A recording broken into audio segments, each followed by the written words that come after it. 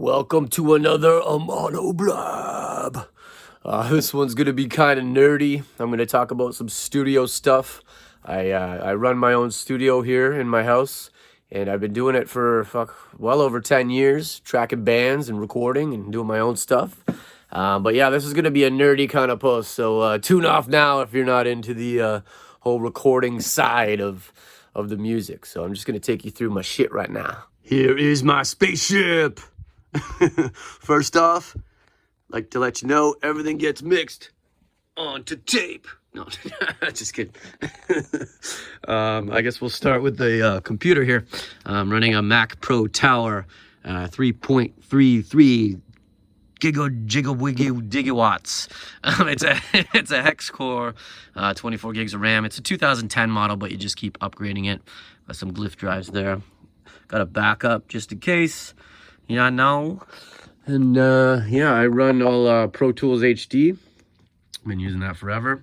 Right now I'm recording a band called Fear. We just did the live drums, so we'll check that out. Ooh, live drums, man. Can't beat that shit. See these drums?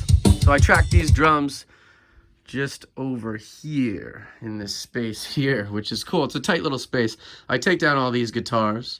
You know, my studio has lots of guitars for options to, if you want to play something different. Basses, guitars, 6 strings, 7 strings, little 12 strings. But yeah, I'll take these down and we'll track drums here, and it sounds really tight, as you just heard.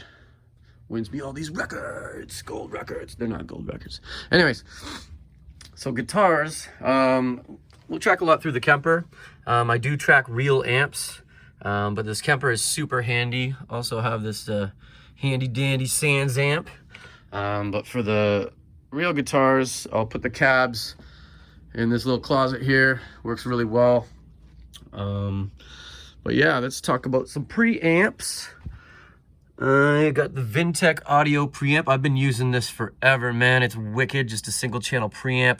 It's got EQ in it, and yeah, I usually run that through the distressor. Every studio's got to have a distressor for the compression, man. It's just nice and transparent. Does a good job. And then I've got this 8-channel Focusrite ISA 828. That sounds amazing on drums, especially cymbals, nice and shimmery. Like, it's fucking really nice. And then I've got another Octo Pre 8-channel preamp. You know, this one's nothing special, but it's good for, you know, stuff I just want to maybe trigger, or, you know, toms sound okay through this thing too, but it gives me another 8 channels of pre's. And then this old school M Audio 8-channel preamp, that does a job too. But yeah, I use Pro Tools into the 192 digital, and a lot of my tracks are converted with Apogee conversion, you know, changing the analog to digital. It's really important to get a nice clean signal going in. You know, you see these drums, nice and clean, not a lot of noise. Fucking right, sounds dope. But yeah, well, this board isn't working right now. I used to use this a lot. It's just Digi Design Control 24, but that is broken. The power supply is broken, but it looks cool on my desk, right? You know, pretty rad. And for speakers, I'm using Dyne Audios and these newer KRKs. And honestly, these newer KRKs sound really, really good.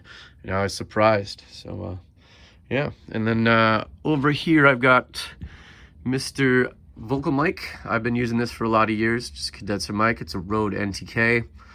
But lately, I've been using just the SM7B, which is a dynamic mic. I like the handheld lately. It's sounds good. But yeah, I'll switch between those. But yeah, this is my little setup, man. I record a lot of bands and record a lot of my own shit. So does the job. Hell yeah. Imonoblab!